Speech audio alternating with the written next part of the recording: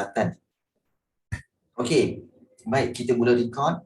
Dan okey, kepada para pelajar yang masih lagi tak tahu macam mana nak tengok recording ni ya, kamu boleh pergi ke YouTube channel cikgu, iaitu Cikgu Rafi. Kamu type je Cikgu Rafi Sejarah.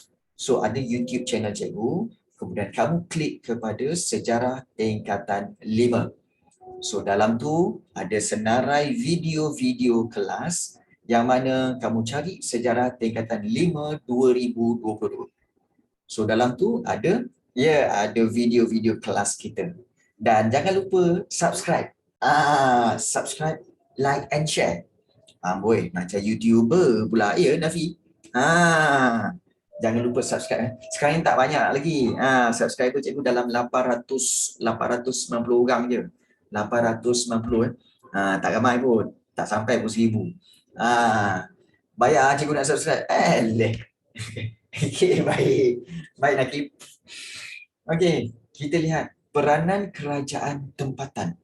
Okey, cikgu ulang dan kita akan sambung ya. Peranan kerajaan tempatan sebenarnya adalah kerajaan peringkat ketiga. Di mana peringkat pertama adalah kerajaan persekutuan, yang kedua kerajaan negeri, dan yang ketiga kerajaan tempatan, di mana kerajaan tempatan ini diberi kuasa untuk mentadbir dan melaksanakan tanggungjawab, melaksanakan tanggungjawab dia dalam sebuah kawasan tempatan ataupun daerah-daerah yang kecil yang telah diwartakan. Kalau ada pelajar tanya, cikgu, diwartakan tu apa? Diwartakan tu maksudnya diisytiharkan. Ya, diisytiharkan.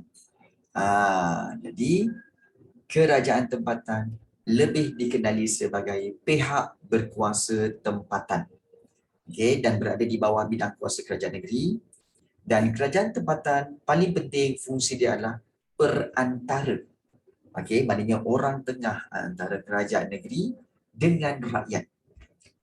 Serta berperanan memberikan perkhidmatan kepada penduduk-penduduk setempat. So, fungsi kerajaan tempatan ini telah digariskan oleh Akta Kerajaan Tempatan, merangkumi semua jenis kerajaan tempatan seperti Majlis Bandaraya, Majlis Perbandaran dan Majlis Daerah.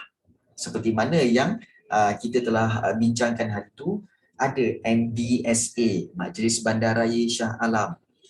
Kemudian MPPJ, Majlis Perbandaran Petaling Jaya. MPAJ, Majlis Perbandaran Ampang Jaya. Ada juga Majlis Daerah Kuala Selangor. Majlis Daerah tu, Majlis Daerah ni.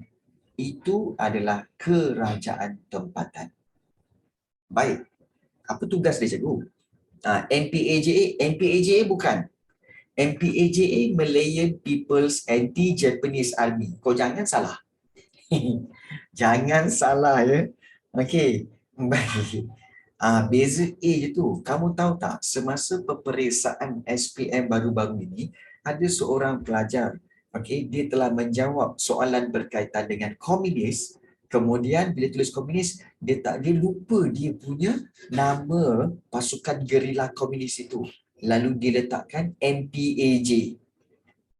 Dia letak MPAJ. Lepas tu bila dia masuk kelas cikgu, dia tanya, cikgu, betul kan MPAJ? Kan? Cikgu cakap apa? MPAJ tu Majlis Perbandaran Ampang Jaya. Yang kau nak cerita ialah komunis. Komunis ialah MPAJA. Malayan People's Anti-Japanese Army. So jangan salah. Beza ada A je. Satu ada A, satu tak ada A. So jangan confuse. Jangan confuse ya. Jadi itu penting untuk kamu jelas perkara ini. Baik. Baik. Kita lihat apakah fungsi kerajaan tempatan. Iaitu yang pertama, iaitu menyediakan perkhidmatan pembersihan, iaitu menyediakan khidmat untuk mengutip sampah di kawasan rumah kamu. Itu satu. Kemudian mengeluarkan lesen dan kawalan penjaja. Maknanya mengeluarkan lesen untuk orang berniaga. Bukan kamu boleh bukan simply buka booth kemudian terus nak berniaga, tak boleh. Kena mohon untuk lesen kebenaran bagi menjalankan perniagaan. Itu dua. Kemudian membangunkan perumahan awam, maknanya membina kawasan perumahan. Kemudian menyediakan kemudahan sukan dan juga kebudayaan, maknanya sediakan tempat-tempat untuk rakyat. Okey, ada playground, kemudian ada kawasan untuk taman untuk berjoging ke ataupun kawasan rekreasi. Itu semua tugas pihak kerajaan tempatan. Okey, okey, cikgu, dalam exam ada ke soalan kena senaraikan semua fungsi ini? Okey, memang ada tetapi bukan semua. Bukan semua. Kebiasaannya, kamu diminta untuk biasanya soalan berkaitan dengan 8 markah. So, kalau soalan esei itu 8 markah, contohnya apakah tugas-tugas kerajaan tempatan? 8 markah diberi, contohnya soalan esei. So, kalau 8 markah, kamu beri 4 je. Beri 4 fungsi je. 4 fungsi yang kamu ingat. Contohnya menyediakan perkhidmatan pembersihan. Kamu tulis menyediakan perkhidmatan pembersihan, kemudian huraikan dia. Berikan huraian. Huraiannya apa? Iaitu kerajaan tempatan perlu menyediakan lori-lori serta pekerja pembersihan untuk mengutip sampah di kawasan perumahan. Itu huraian dia. Itu je. Kemudian mengeluarkan lesen dan kawalan penjaja. Yang kedua, kemudian kamu buat huraian dia, iaitu semua para peniaga, semua peniaga dan penjaja perlu memohon lesen bagi menjalankan perniagaan di dalam kawasan kerajaan tempatan tersebut. Macam itulah huraiannya. Nampak tak? Jadi, satu fakta, satu markah, satu huraian lagi, satu markah. So, bermakna kalau untuk dapat 8 markah, maka kamu perlukan 4 fakta dan another 4 huraian. Itu je. Boleh faham jadi tak perlu dah nak ingat semua fakta. Ingat 4 cukup. Ingat 4 atau 5 cukup. Sebagai contoh, kalau macam cikgu akan ingat apa tahu? Perkhidmatan pembersihan, kemudian lesen dan kawalan penjaja, membangunkan perumahan awam, sediakan kemudahan sukan dan kebudayaan, kemudian menyediakan pasukan bantuan dan keselamatan ataupun dan penyelamat apabila dalam kawasan itu berlaku bencana seperti banjir, seperti tanah runtuh. Jadi, kerajaan tempatan perlu sediakan pasukan penyelamat. Betul, macam banjir di Shah Alam baru-baru ni kan. Masa bulan masa akhir tahun lepas kan, berlaku banjir di Shah Alam. Jadi MBSA perlu sediakan pasukan penyelamat. Itu tugas kerajaan tempatan. Baik. Kemudian seterusnya menyediakan perkhidmatan kecemasan. Macam cikgu cakap tadi lah. Perkhidmatan kecemasan iaitu mengangkut orang ramai keluar daripada kawasan banjir. Itu. Kemudian menyediakan kemudahan awam, seperti tandas awam, kemudian juga kawasan permainan itu kemudahan awam. Kemudian menyenggara jalan raya. Jalan raya negara kita ni selalu rosak. So siapa yang nak baiki? Kerajaan tempatan. Kerajaan tempatan kena baiki jalan raya yang ada. So cikgu, kerajaan tempatan dia macam apa dia? Baiki semua kemudahan tempatan lah. Ya, betul. Dan mungkin kamu akan bertanya, cikgu, daripada mana dia orang dapat duit untuk hire orang, untuk repair jalan raya, untuk repair kemudahan awam semua? Itu kerajaan sedia. Baik. Satu, kerajaan negeri bagi peruntukan. Itu satu. Kerajaan negeri bagi JKR dah tak ada dah. JKR dah tak terlibat dah dalam penyelenggaraan ini Pertama, kerajaan negeri bagi duit kepada kerajaan tempatan untuk maintenance. Yang kedua, kamu perasan tak? Setiap tahun kamu semua, rumah kamu kena bayar cukai pintu. Ada cukai pintu. Betul tak? Kalau di kawasan bandar, ada cukai pintu. Cukai pintu itulah yang digunakan oleh kerajaan tempatan untuk belanja bagi penyelenggaraan. So itu kepentingan cukai pintu ya. Untuk menyenggara kemudahan awam. Dan menyenggara sistem saliran. Okey, sistem saliran maknanya sistem kubahan, sistem perparitan dan sebagainya, mengindahkan kawasan. Okey, membina kawasan-kawasan taman. Okey, jalan raya rumah kamu tu ada tepi-tepi tu ada pokok. Bukan kamu yang tanam pun. Yang tanam tu adalah pekerja-pekerja kerajaan tempatan. So mereka tanam tu bagi mengindahkan kawasan. Okey. Baik. Dan satu lagi iaitu menjaga kesihatan awam dengan menyediakan menyediakan kita kata peralatan untuk apa? Untuk membasmi nyamuk-nyamuk Aedes, nampak tu. Ada mesin fogging semua kan. So mesin fogging ini disediakan oleh kerajaan tempatan. So kesimpulannya memang banyak kerajaan ataupun banyak fungsi kerajaan tempatan ini. Cikgu nak kena ingat semua ke? Tak perlu. Tak perlu ingat semua. Tapi sebenarnya kalau kamu fikir, fikir sedalamnya, kamu akan boleh membayangkan apakah tugas-tugasnya. Contoh kalau kat rumah kamu kan, kamu tengok, kamu fikir balik, majlis pembayaran, apa yang dia buat kat kawasan rumah aku Oh, dia sediakan lori-lori untuk kutip sampah. Yang kedua, kemudian jalan-jalan raya dia repair, selenggara jalan raya. Kemudian juga ada hari tu ada nyamuk, dia pergi fogging. Kemudian hari tu kawasan tu bencana, dia sediakan pasukan penyelamat.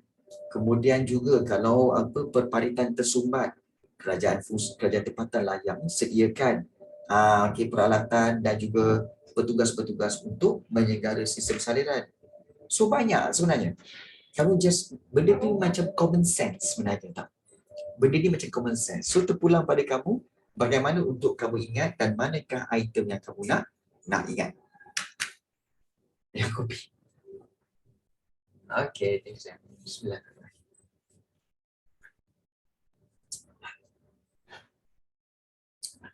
Okay, kalau penyelenggaraan sekolah, kerajaan tempatan ke persekutuan cikgu? Okay, kalau penyelenggaraan sekolah, sekolah sebenarnya akan diselenggara di bawah kita kata sebagai di bawah kerajaan persekutuan, iaitu di bawah PPD.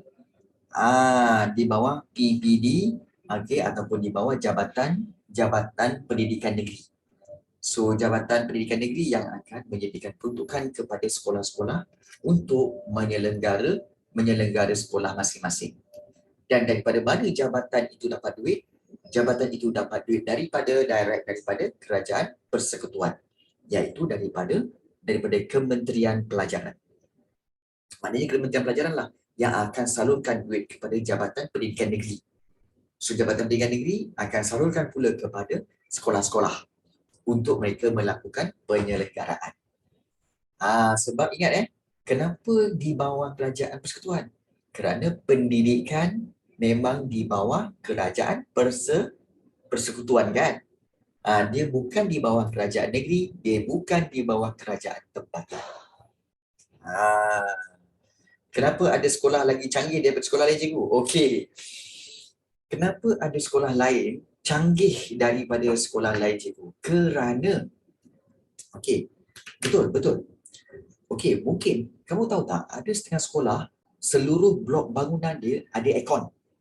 Kelas-kelas dia ada aircon. Tapi sekolah kamu asal main kipas saja kan? Sebenarnya itu adalah kerana mereka ada PIBG. PIBG yang kuat. Yang mana PIBG mereka telah buat collection yang lebih banyak. Dan parents-parents yang terlibat dalam PIBG itu, mereka banyak menyumbang duit ke dalam PIBG sehingga mereka boleh membeli aircon bagi setiap kelas di sekolah tersebut.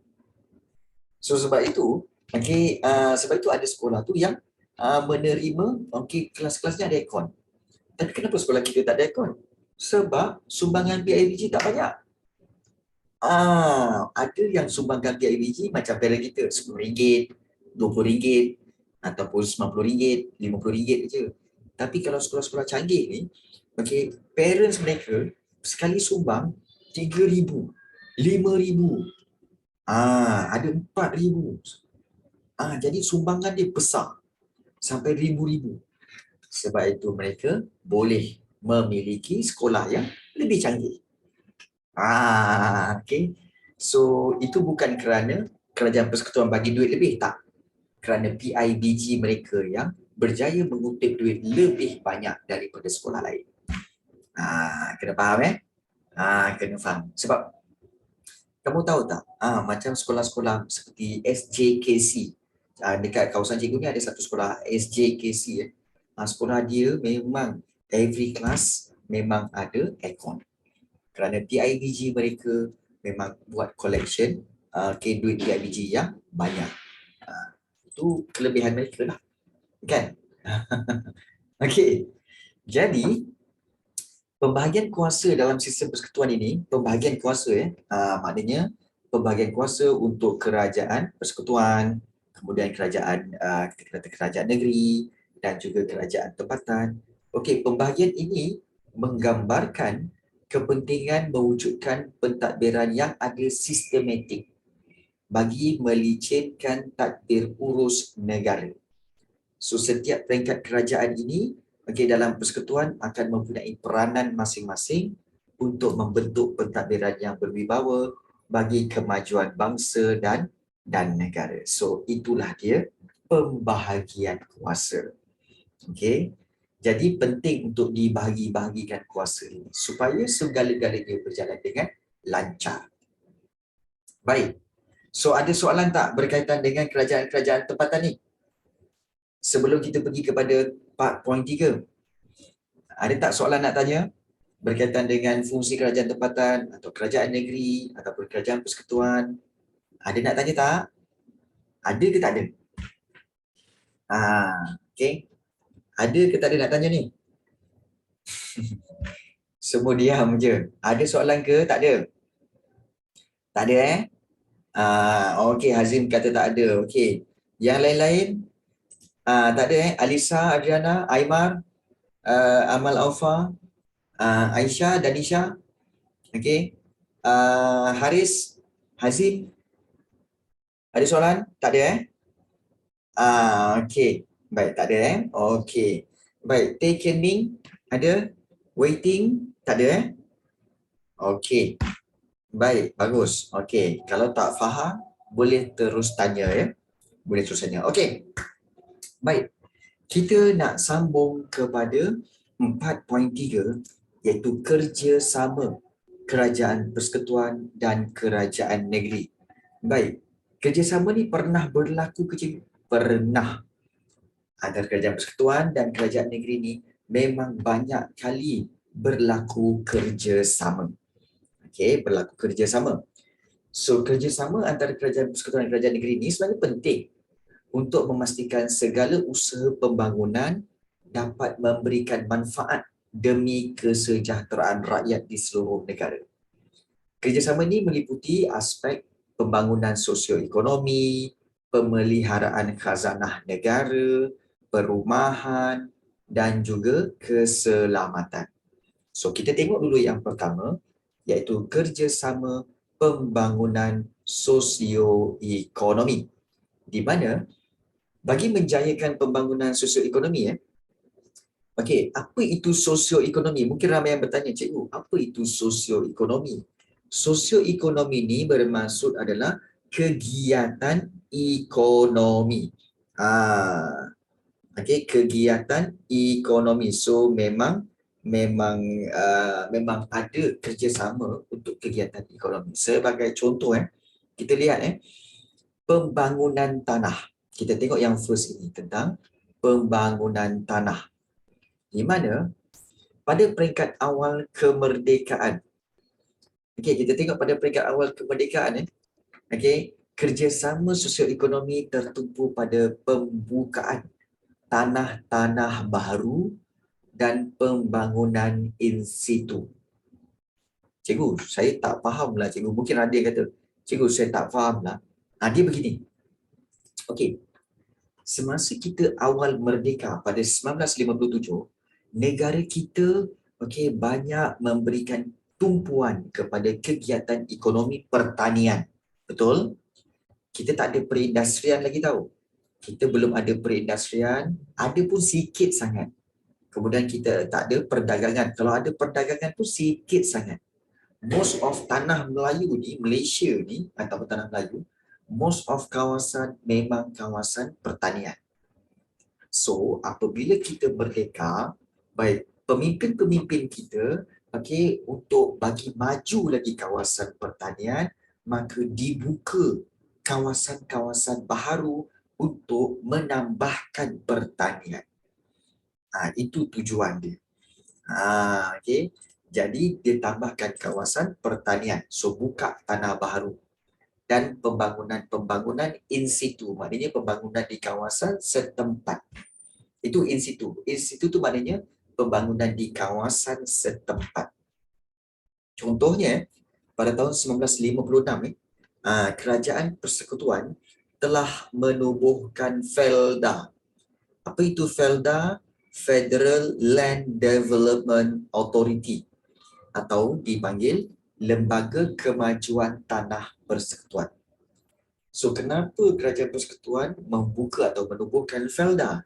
Untuk mengurus dan menyalurkan bantuan keuangan bagi duit kepada kerajaan negeri dalam usaha melaksanakan rancangan pembangunan tanah yang baharu. Itu maksudnya. Maksudnya apa, cikgu? Okey, pada waktu ini, kerajaan Persekutuan nak bangunkan kawasan-kawasan pertanian. Tapi, Kerajaan Persekutuan ada duit. Tapi macam mana siapa yang nak uruskan duit ni? Kemudian kita banyak negeri ni. Macam mana ni? Jadi ditubuhkan FELDA di setiap negeri. Itu FELDA di Pahang, FELDA di Perak, FELDA di Negeri Sembilan, FELDA di Kelantan, di Terengganu. Dan FELDA itu duduk di bawah kerajaan negeri. Jadi Kerajaan Persekutuan akan bagi duit, salurkan duit, bantuan keuangan kepada kerajaan negeri. Nah, ini duit kerajaan negeri, sila ambil dan berikan kepada FELDA untuk bangunkan kawasan tanah baru. Itu cara dia. Untuk pembangunan tanah. Jadi, FELDA pun banyaklah dibuka.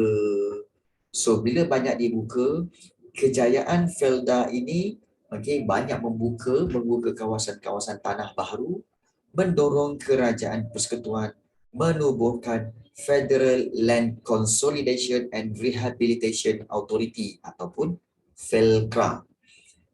FELCRA ni beza dengan FELDA. FELDA dia buka tanah baru. FELCRA dia akan satukan tanah, pulihkan tanah, maknanya baiki tanah tersebut dan bangunkan tanah negeri. Kerajaan negeri yang terbiar di seluruh negara. Terbiar macam mana, cikgu? Beza dia begini. FELDA dia buka tanah baru, iaitu kawasan-kawasan yang hutan dulu.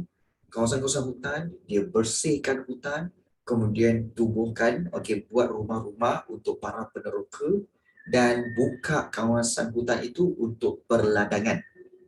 Maknanya buka tanah baru. Tapi kalau FELCRA pula bila ada tanah-tanah penduduk yang kosong, yang terbiar, tanam sikit-sikit, tanam pun tak jadi. Jadi FELCRA cari tanah-tanah orang kampung yang memang yang memang kira tanam terbiar, yang tak jadi tanam semua. Tanah-tanah tu dia akan offer untuk digabungkan dan diusahakan sesuatu supaya orang-orang kampung ini dapat buat tanaman yang lebih baik. So itu beza FELCRA dengan FELDA. So masa cikgu FELDA ni dia berfungsi supaya elakkan poverty lah. Ya, betul. Kedua-duanya sebenarnya untuk elakkan poverty. Kedua-dua ini bertujuan untuk membasmi kemiskinan. Sebab orang-orang yang tak ada tanah ni dulu, mereka memang miskin. Jadi untuk Felda, okey, peneroka-peneroka ini yang tinggal di Felda akan diberikan tanah seorang 10 ekar. 10 ekar tanah untuk ditanam sama ada getah ataupun biji timah. Getih, tanam biji timah. Biji timah mana boleh tanam pandai? Okey, getah dan juga kelapa sawit. Felda biasanya dua tanaman ini. Okey, kelapa sawit dan juga getah. Itu Felda. Kalau Velcra pun sama, dua tanaman ini. Cuma bezanya Velcra dia ambil tanah-tanah penduduk yang terbiar dan digabungkan menjadi satu kawasan ladang. Dan tanah-tanah itu diusahakan oleh orang-orang tempatan yang tuan punya tanah itulah. So itu Felda dan Velcra. Fahami dia punya perbezaan fungsi dia. Perbezaan fungsi. Baik. So, kalau kita lihat, contoh di sini kita lihat ada pembukaan Felda Endau, iaitu di Mersing pada tahun 1959. Itu gambaran dia.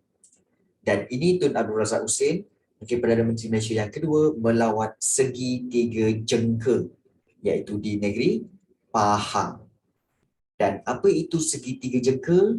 Segitiga jengka ialah ilham ataupun idea daripada Tun Abdul Razak Husin. Segitiga jengka merupakan rancangan pembangunan wilayah pertama diusahakan oleh Felda pada tahun 1966, merangkumi 3 daerah iaitu Temerloh, Jerantut dan Maran. Sebab itu diberi nama segitiga. Daripada Temerloh sambung ke Jerantut, sambung ke Maran. So kawasan tiga ini dipanggil segitiga jengka. Segitiga jengka. Is there anyone here yang raya hari tu ada pergi segitiga jengka? Mana tahu ada saudara mara yang memang tinggal di kawasan Felda? Anyone here? Tak ada tak ada. Okey, tak adalah tu. Okey. Baik. Pembangunan in situ.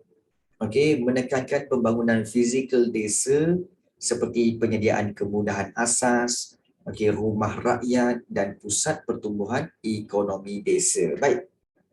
Sebelum tu cikgu nak tanyalah. Kamu tahu tak sebenarnya, dapat tak gambaran Felda tu apa sebenarnya? Korang dapat tak gambaran Felda tu apa sebenarnya, cikgu? Faham tak?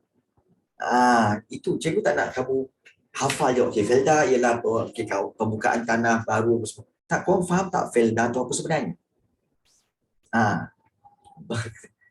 Okey, terang lagi cikgu, blur-blur. Haziq, cikgu suka kalau kamu jujur. Jujurlah, kalau tak faham jujur. Bagi tahu. Sebab cikgu bersedia untuk menerangkan. Satu yang cikgu nak maklumkan kepada korang semua. Okey, cikgu pause kejap. Pembangunan koridor wilayah. Selepas tahun 2005, kerjasama sosioekonomi ini dilaksanakan melalui pembangunan koridor wilayah berlandaskan projek pembangunan. Dan pembangunan koridor wilayah ini merupakan perancangan strategik jangka panjang yang akan memberikan tumpuan kepada pembangunan di negeri dan wilayah, maknanya di kawasan-kawasan yang kurang pesat. Kurang pesat bermaksud kurang maju. Supaya mewujudkan keseimbangan pembangunan negeri dan wilayah. Okey, contohnya kalau kita lihat di sini, tahun 2006, rancangan pembangunan koridor wilayah di mana 2006 rancangan pembangunan koridor wilayah di selatan Johor. Selatan Johor tu ada banyak kawasan yang belum dimajukan lagi. So, kerajaan rancang untuk membangunkan kawasan itu. 2007, kerajaan nak majukan kawasan koridor di kawasan sebelah utara. wilayah ekonomi koridor utara iaitu Perlis, Kedah, Pulau Pinang dan Utara Perak tu nak dimajukan lagi. Begitu juga, okey, tahun yang sama, okey, nak dimajukan wilayah ekonomi pantai timur iaitu di Pahang, Terengganu, Kelantan, daerah Mersing di Johor. Kemudian 2008 nak dibuat koridor tenaga diperbaharui di Sarawak, okey, atau Sarawak Corridor of Renewable Energy iaitu di wilayah tengah di Sarawak, maknanya di tengah-tengah Sarawak tu banyak hutan, nak dimajukan. Dan juga 2008 koridor pembangunan Sabah, okey, iaitu di seluruh Sabah. Dan kawasan-kawasan ini memang kurang maju, kurang pesat dan kurang membangun. So, soalan di bawah ni, ya Allah subhanallah, soalan ini kan pernah keluar dalam trial tau. Ni, serius ni, korang tengok benda ni. Soalan ini pernah keluar dalam trial. Mengapa negeri di pantai barat semenanjung Malaysia tidak termasuk dalam rancangan pembangunan koridor wilayah? Cuba korang fikir balik. Kenapa okey, kita tengok di sini, negeri-negeri yang nak dimajukan koridor wilayah ni, Johor, Perlis, Kedah, Pulau Pinang, Utara Perak, okey, Pahang, Terengganu, Kelantan, Sarawak, Sabah.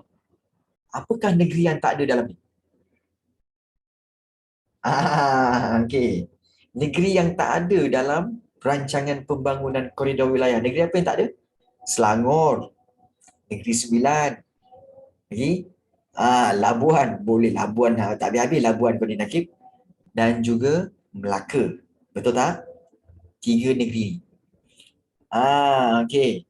Baik, baik. Labuan jugalah. Okey. Kenapa negeri-negeri pantai barat ni, iaitu especially Selangor, Negeri Sembilan, Melaka, kenapa tak ada dalam rancangan pembangunan koridor wilayah? Kerana Alisa Adriana dah jawab. Kerana negeri-negeri pantai barat ini, iaitu Negeri Selangor, Negeri Sembilan dan juga Melaka, lebih maju berbanding negeri-negeri lain. Sebab itu tidak ada pembangunan koridor wilayah di negeri ini. Sebab itu tidak ada rancangan pembangunan koridor wilayah di pantai barat semenanjung Malaysia. Itu jawapannya. So kalau kamu terima soalan ini, kenapa negeri-negeri ini tak dimajukan? Okay, ataupun tak ada dalam rancangan pembangunan koridor wilayah? Kerana negeri-negeri seperti Selangor, Negeri Sembilan dan juga Melaka lebih maju. Okay, menjadi negeri maju berbanding negeri-negeri lain. So itu sebabnya. Negeri-negeri ini memang banyak rancangan pembangunan koridor wilayah untuk memajukan kawasan-kawasan. So, bermakna kita sempat untuk membincangkan tentang fungsi kerajaan tempatan hari ini kemudian kerjasama kerajaan persekutuan dan kerajaan negeri dalam pembangunan tanah, iaitu pembangunan felda, penubuhan felda, iaitu membuka tanah untuk kawasan-kawasan baru, dan juga satu lagi iaitu felkra, pembangunan tanah, dan satu lagi iaitu pembangunan wilayah dengan cara menubuhkan Kedah ke Sedar, Perda ke Tengah untuk pembangunan wilayah, dan satu lagi untuk pembangunan koridor wilayah. Dan ketiga-tiga ini dilakukan dengan kerjasama apa? Kerjasama kerajaan persekutuan dan kerajaan negeri. Kalau kerajaan persekutuan je buat, tak mampu. Kalau kerajaan negeri je sahaja yang buat, pun tak mampu. So dua-dua kena berganding bahu, bekerjasama untuk pembangunan tanah, untuk pembangunan wilayah dan juga untuk pembangunan koridor wilayah. Baik, ada soalan nak tanya? Okey, ada tak soalan-soalan nak tanya sebelum kita menamatkan kelas kita pada malam ini? Nak tanya tak?